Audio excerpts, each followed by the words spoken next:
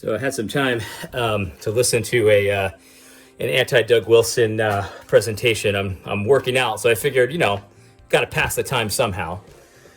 And I'm listening to, it's the Theocast guy, and I got about 8 minutes in.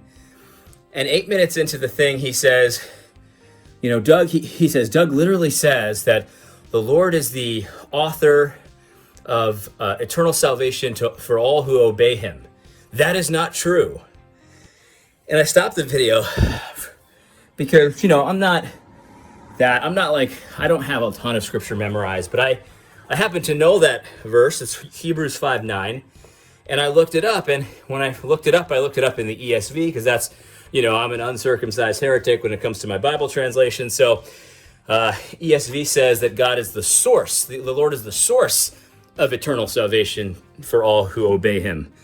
And so I started thinking, well, I don't know why Doug would use a different word and say author instead of source, but it's the same thing. I mean, what's the distinction that you would make between source and author? And so that kind of had me scratching my head. And then I had a thought, and I said, I wonder what the KJV says, because I know Doug prefers the traditional text. And sure enough, the KJV says author. The Lord is the author of eternal salvation for all who obey him. And this is the problem that we have. You say something like, well, baptism now saves you.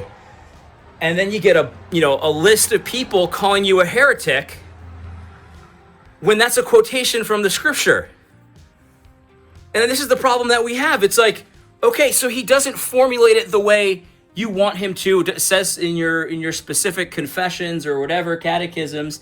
And, we can discuss the wisdom of trying to change that or change the formulation there. That's an okay discussion. But when they're quoting scripture, it's very suspicious for you to be like, well, that's not true, and say something that's the opposite. But often you're not saying something that's the opposite. Often you're saying the exact thing that he believes. It's just that he just wants to let the Bible speak without too much qualification. Yes, some qualification is necessary, and that frustrates me sometimes because I think people get this impression that I haven't read Federal Vision because I said I don't care yesterday, and that's a misconception. I shouldn't have said it that way. So I'll walk that back. I did care, but I don't anymore. I've read a lot of Federal Vision stuff, and I've read even the dark, stout black coffee Federal Vision stuff, the hardcore stuff. In fact, I attended a hardcore Federal Vision church for a brief period.